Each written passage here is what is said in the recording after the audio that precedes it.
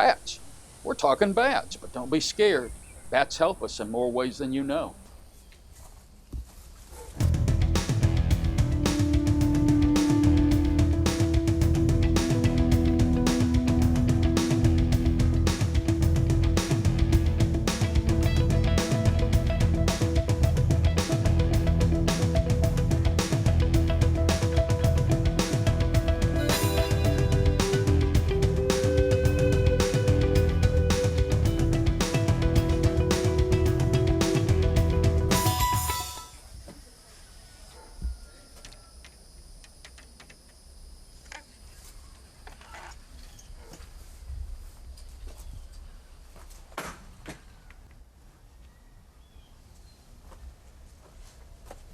Okay.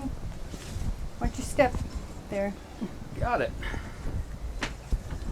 All right. These are our bats. Laura, you are the founder, Yes. the originator of Fly By Night. Yes. All right. Tell us a little bit about your organization.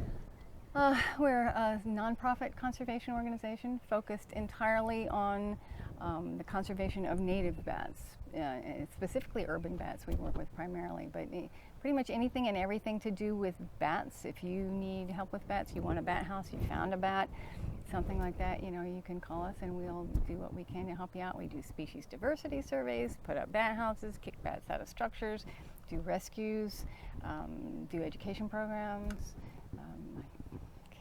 How did you get into bat rescue?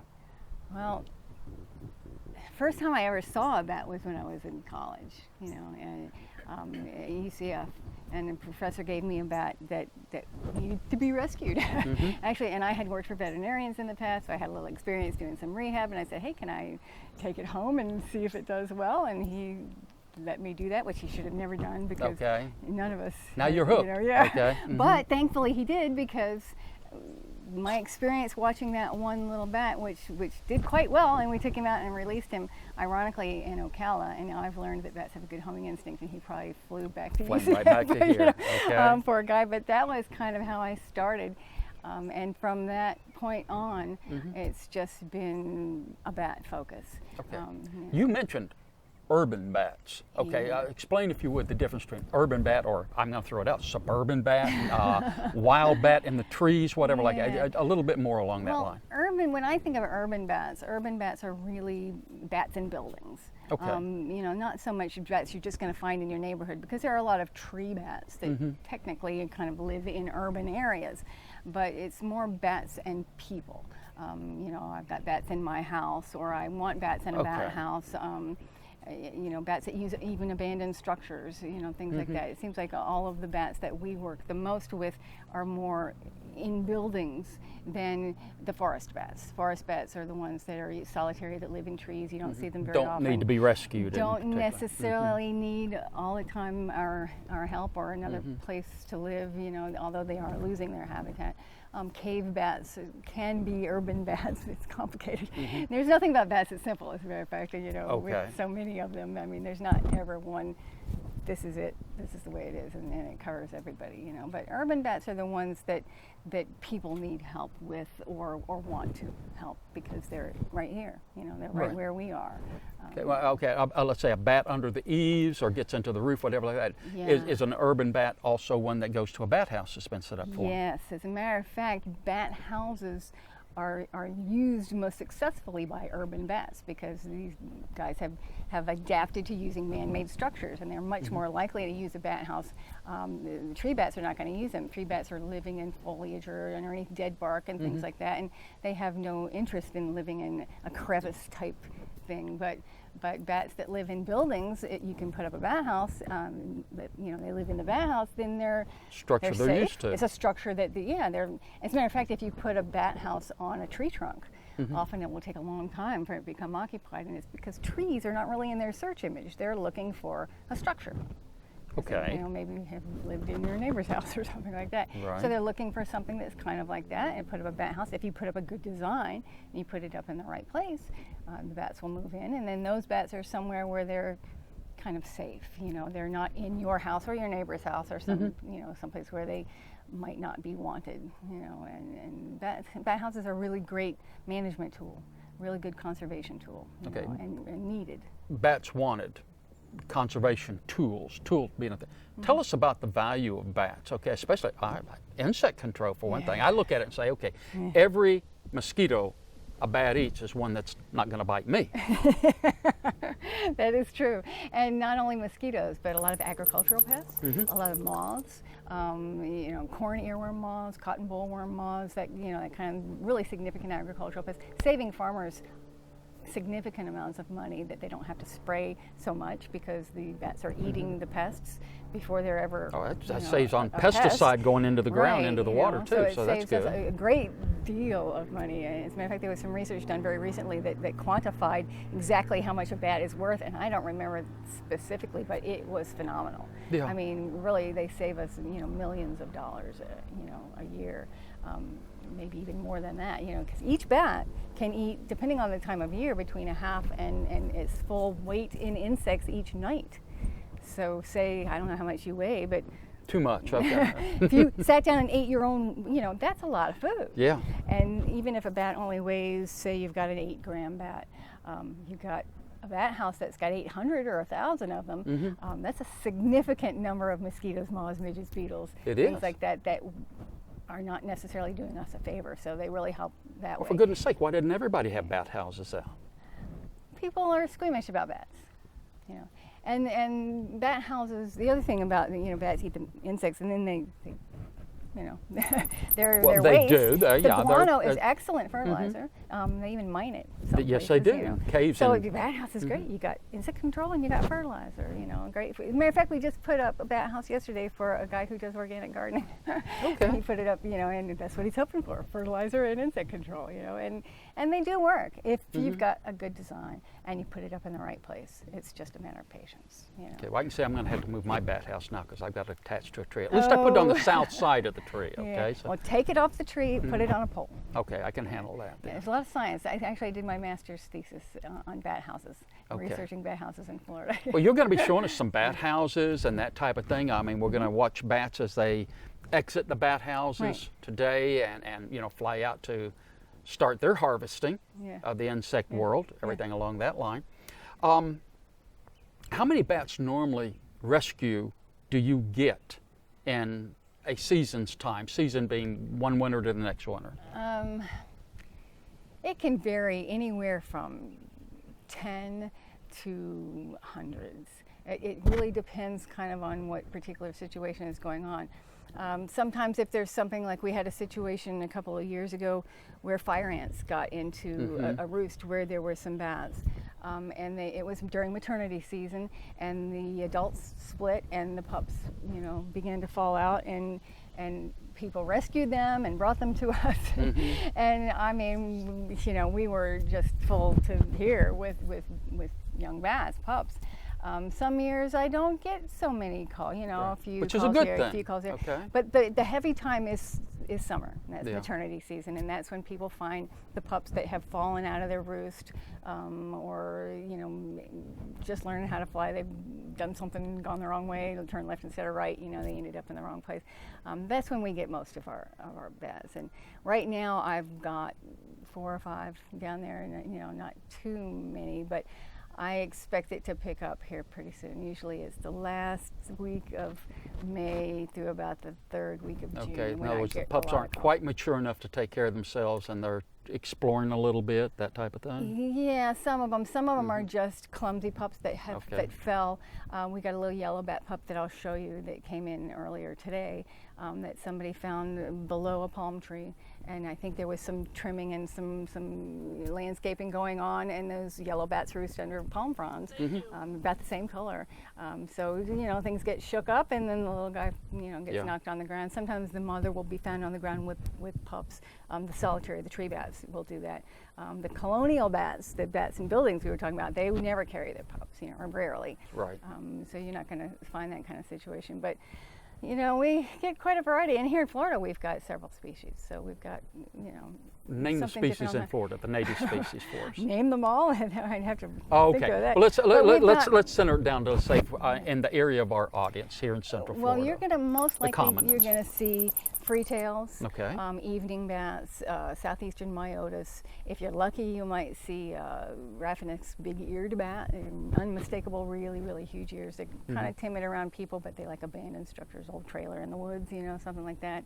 Our tree bats, we got yellow bats, red bats, Seminole bats, pipistrelles. Whoa. Okay. Which actually is now the tricolored bat. And then if we were further south, we would have Umas, which is the Wagner's mastiff bat, or now I think they call it the bonneted bat, is recently been declared endangered by the Fish and Wildlife Service. So we've got quite a, I don't know if I mentioned everybody, but we've got quite a an abundance of species here. Nothing like they've got in Texas or something like that. But, Right. But quite a fair diversity. Well, we don't have the big Carlsbad caverns and all that here and everything like that. And in fact, we don't really have that much in the way of limestone caves in this area other than sinkholes. Right. You get further up toward Gainesville and such as that, you find more caves. Right. And as a matter of fact, the bats you mentioned, Carlsbad, the species that lives in Carlsbad, the Pteridra brasiliensis, the free-tailed bats, in the caves out west, those are migratory bats. But we have the same species here, but it's a different subspecies kind of complex. But our southeastern subspecies of free-tailed bat is totally not migratory. They live here year-round, and they don't live in caves. They live in structures specifically. They've adapted so well to the use of man-made structures that our southeastern subspecies, that's where we find them. They don't hibernate, they don't migrate. They're behaviorally very different, but they endemic to our area then. Yes, yes, and one of our more common species, and they love bat houses. Excellent. And they like people's Well, houses we're too. standing right now in your containment area for your educational bats. These as are you our call rescue them. bats, our program Okay. bats, yeah. Talk to us a little bit about the bats you have here and just the containment area you have here to protect them and keep them Yeah. from getting away and going into areas. Like you say, some of them aren't native to this area. These guys they may are not native, correct. All of the bats that we have in here, we've got a couple of Caribbean bats, Jamaican fruit-eating bats, we've got some Egyptian fruit-eating bats, and we've got some straw-colored flying foxes. Okay. If you want to see them, yeah, Sure, them love you. to. If you come over this way, okay. Once you step again. You bet. Now over here, I have. Oh, there's one over there. Those are yeah, right there. Rosetus Gyptiacus. Uh-huh. These are Egyptian fruit-eating bats. There's about 6 of them in there, and you see some of them behind this cloth. I think most of them are back there, and one might pop out. So That's okay. Don't be surprised if one does. Not a bit. Sometimes not I get a little surprised. nervous. But behind you in this box over here, there are some Jamaican fruit-eating bats. Larger, smaller? These are smaller, and they're a little bit, more difficult to see. These are Artibius jamaicensis. They're on this wall at the top. Look at them, maybe come from this They're side. happy. You can It's see very them. dark in there. Yes. Yeah, and it's funny because I see all eyes. I know I see choose eyes their because I can own see them boxes. blinking. Yeah. Little lights blinking and all. Okay. They look very much smaller than. They are. They're much smaller. They're like this big, Okay. and our little Rosetus are, But these guys, actually interesting. The Rosetus are flying foxes. They're old world fruit-eating bats. These Jamaican fruit-eating bats are in the new world fruit-eating bats. So I don't know if you're familiar with Microchiroptera and Megachiroptera. Oh, absolutely. Yes, of course. Well, no. there's 2 different groups. The flying foxes are very different. Those are the Megachiroptera from the Microchiroptera, which is more, the fruit-eating bats are the smaller, like in South America, vampires are Microchiroptera, our insectivorous bats are Microchiroptera. Historically speaking, their ancestry, their fossils and things like that, the Megachiroptera are more closely related to primitive primates. Okay. Whereas the Microchiroptera are more closely related to insectivore type, primitive insectivores or something like that. So very different, very, very different animals, and it's kind of unique in the animal world. We think that there was a parallel kind of separation between old world, new world, and everything yeah, like that. and we don't have the flying foxes that look like, the remember the Taco Bell commercial, Yo Quiero Taco Bell, the little chihuahua. I mean, that's what the Megachiroptera are like, that guy with wings. Okay. Okay. But these guys are all just, I mean, they're totally different. Yeah. Laura, okay, and I realize bats are sleeping in this bat house. And I see a bathrobe here. Do they need a bathrobe to, is this sort of banky, as they say? Well, bats like to, interestingly enough, hang on something soft rather than just the mesh, which is in here. And I used to just have the mesh, but I discovered quite by accident when I had one that needed to come in for some TLC that they like to sleep in really soft things. And they even like hammocks. They will sleep on their back in like a little hammock. So an old bathrobe, once you know, you get a new bathrobe on Christmas, you know. So the old one I put in here, it's got pockets, they've got sleeves, and the bats will crawl into the sleeves and into the pockets and make themselves comfortable. So it gives them a little different places to roost. It's kind of enrichment, you know. So it's something, and I change them out pretty frequently. So they've got a new bathrobe or a new shirt, a T-shirt or whatever. Sometimes ball caps, you know, things like that. Just something different for them to sleep in. That's unique. Makes them comfortable. That's unique. I had no idea about that. I didn't even think about it. Like Miss Kitty here. Well, I just saw Hello Kitty, you know, that type of thing. So I thought I'd ask like that. I get so used to it. Well, I could see where also, if a bat flew up, they could easily fly to here and crawl up there. Because I've seen them crawl up trees into, you know, a bowl in a tree or a hole, whatever like that. So yeah, it makes sense. So it gives them a little variety, you know. All right. Well, let's talk about the other bats you have in the other bat house right over here. Now these are straw-colored flying foxes, Eidolon helvum. These two up here are native to Africa, and for some reason today they're not in their main box. They're back here in the corner, and you can see their beautiful little faces peeking at you down there. Let me have a glance here. I should have a piece of banana with me or something. Okay. Where's a banana when you need it? I neglected to bring that out. I see it right there. Because they would come down. They are much larger, aren't they? And rather spoiled. But they're, you know, when I do programs, which I don't do so many, you know, anymore, but I take them with me and you know, say, but sometimes, you know, you don't like to give people the wrong idea too. They think that, oh, we've got these great big bats flying around our neighborhood, when really our native bats kind of do better, I think, when I do programs, because that's what we really have here, you know. It's not so ooh-ah, but, you know, it's not quite as showy and everything like that. But yeah, I understand. Well, as you say, for educational purposes and everything like that, it's good to show people different species. And I try not to take my bats out until the very end, because otherwise, you know, people won't listen to what Oh yeah, they just want to watch the bats. That's the whole focus. I want to see the bat, you know. Okay, your containment area here, have you ever had any escaping from it? No. Okay, and actually, you'll notice that there's a double wall. Yeah. And that's you know, in the specs, kind of, when we got our permits to have bats, you know, we had to make sure that it was the right size, you know, the perimeter was the right size, and that you have a double wall and a double door, because these guys are not native, and we don't want them getting out, and we have never had anybody do so. As a matter of fact, this even goes down to keep predators out and things like that. We dug down, you know, so put a barrier in the ground or on the edge, and then we try to make sure that snakes can't get in or something like that. Once in a while, I'll see a small rat snake, but these guys are too big for a rat snake, you know. But yeah, they would. When I do, I'll catch it and drive it a long way.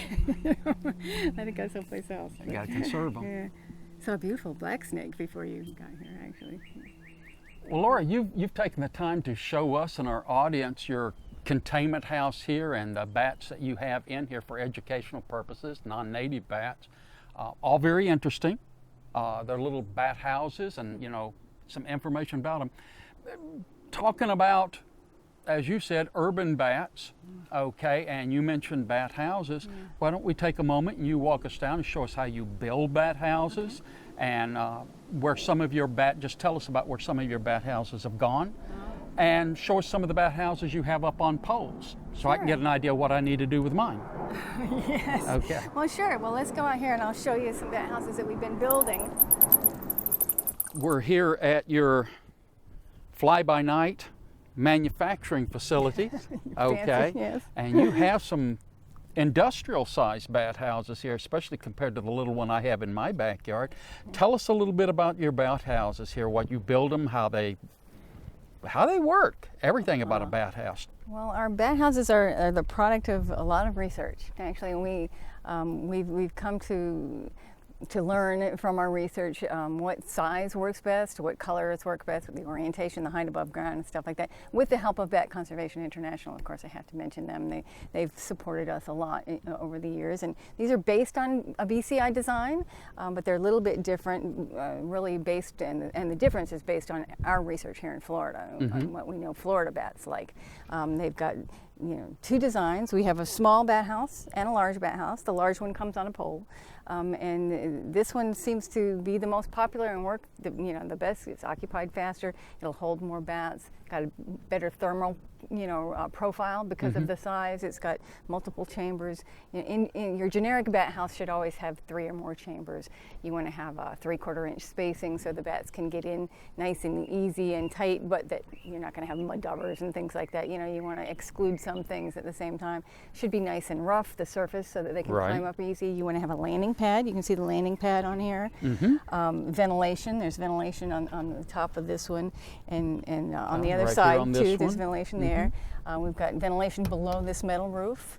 They like to be warm, and that's why we paint them, this dark like this. We paint them and stain them, and that protects the bats from the wood, and the wood, from the bats. Kind of, it keeps everything living longer, lasting longer.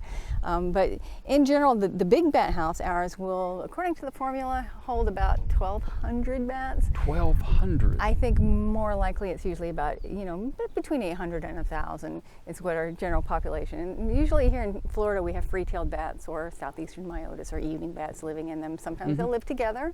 And we've got this smaller house. Some people don't want to go quite so big. Right. Don't want something that's on a pole in the yard in the sun and stuff. They want something a little smaller. The smaller house still, like I said, the minimum of 3 chambers. And also our houses have an attic. So there's a place for the bats to go and be horizontal, and there's entry from the chamber back here, one little corner on each side where they can go into that attic. Okay. So it gives them a little extra roosting space, and you can see the grooves. Yeah. So here. They'll fly into right here, catch, they and land then here climb kind up of and into climb it. up, right? Okay. And then again, you've got your ventilation here, and there's ventilation on the back too of this one. 1,000 bats. Yeah. Well, these 3 we've got back here are all occupied, so you're going to see quite a population tonight. When they start coming we're out. looking forward to filming all the bats coming out tonight. And I figure with 3,000 bats on the property, we'll see a bat or 2. Yeah, or 3, and not have too many insects here. Right. These large ones right here, who are they built for? We build them for everybody from a general homeowner to NASA. We're getting ready to put some up for DOT as mitigation. To when we kick them out of bridges, we put up bat houses quite often to give them someplace else to go. KSC, the Space Center, we put some up for them. We've got some at the Central Florida Zoo. We've got some in people's backyards in Sanford, our backyard. Really. Anybody that's interested in either just conservation, I want to put up a bat house because I think bats are cool. Right. That's a good thing. Or B, do it, as a roost mitigation kind of a management, kind of thing, and they work beautifully that way. So they're nature's insect control too. Right. I mean, you don't have to like bats to benefit by putting up a bat house, because the bats are going to help you whether you like them or not. So hopefully, you'll appreciate at least having something around that's eating your problem insects, Absolutely. Giving you free fertilizer too. All right then. Well, I tell you what, let's go back and start getting ready to watch bats exit the bat houses that sounds shortly. like fun. Excellent. Okay. Laura, we're here in your backyard looking at your bat houses. It's dusk at 8:34. And there goes a second bat out. The second of the evening. Oh, here we go. Here's a couple. Yep, starting to drop out there. Yeah.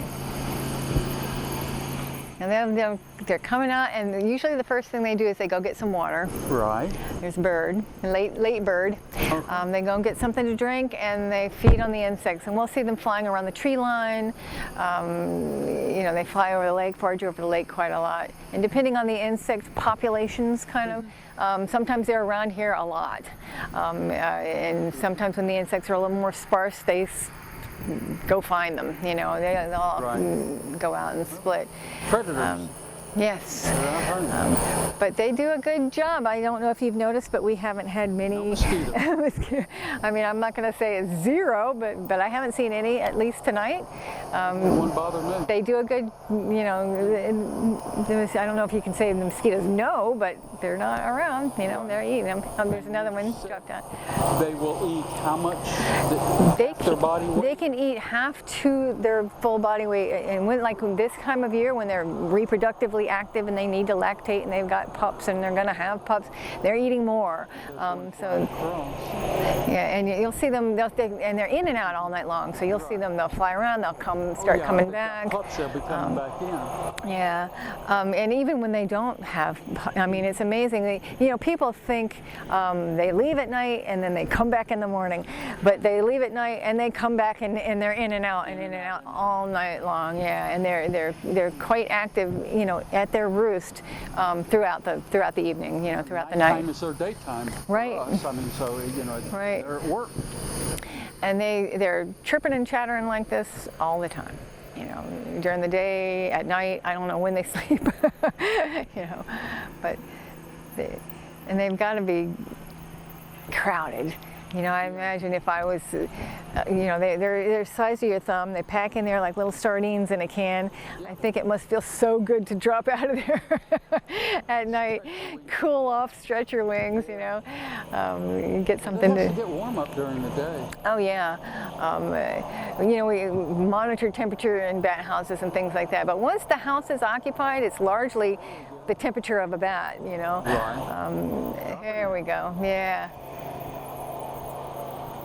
Now we'll see if some pretty good exiting here. Yeah, hopefully, we've got about 2,000, maybe 3 with the bat house down by the lake too. Bats here. I saw one come out of the lower now. I saw a couple come out of that one. I'm mainly watching the upper house. Yeah. Silhouetted so bad. There's another from the lower house. And there's sometimes when they're flying, you'll hear and I don't know if it's the same one, I haven't pinpointed this, but you'll hear a very distinct, you know, audible chatter, you know, as he's flying around the yard, and I hear them all night long, kind of like the U-mops in South Florida. So I think people can confuse the free-tails with U-mops sometimes if they're not careful, don't know what they're listening for. Oh, here we go. That was nice. We're gonna open up a bat and breakfast one day, you know. Yeah. Come and drink your mimosa and watch the bats come out, you know. Oh, I like that. Yeah. Yeah. Now they're starting to come. Do the good thing. It's great to stand here at night and have them flying all around you, and sometimes they'll fly so close to you, you can almost feel the breeze from their wings, you know. Yeah, they're really dropping out of this one, but it's hard because of the background, you know, hard to see them. Now you want one in your backyard, don't you? Pardon? You want one in your backyard, don't you? Oh yeah. Well, you've got the one. Yeah. You know, I don't know if it's doing any good or not. We call those, and I don't want to insult you, but we call those toy bat houses. Yeah. You know? They're a great conversation piece and a good conservation starter. Is there And anything in it? I don't know. sometimes 1 or 2 or 3, or you know, we use them once in a while. But if you want a good long-term population, someplace, you know, you want to go something a little bit bigger. You know. Invest in something. Oh, they're falling out of the lower. Yeah. And notice how you'll see them coming out from under the roof as well as from the bottom, you know. And when they come back, they do the same thing. They'll go up sometimes under the roof. Yeah. Yeah, they always impress me, you know. Well, the sun's gone, and so are the bats. But what we've learned about bats goes on, and so do our little furry flying friends, the bats. I'm Jerry Mays. Thank you for joining us for this show. We hope you will join us for future episodes of Audubon Explorer.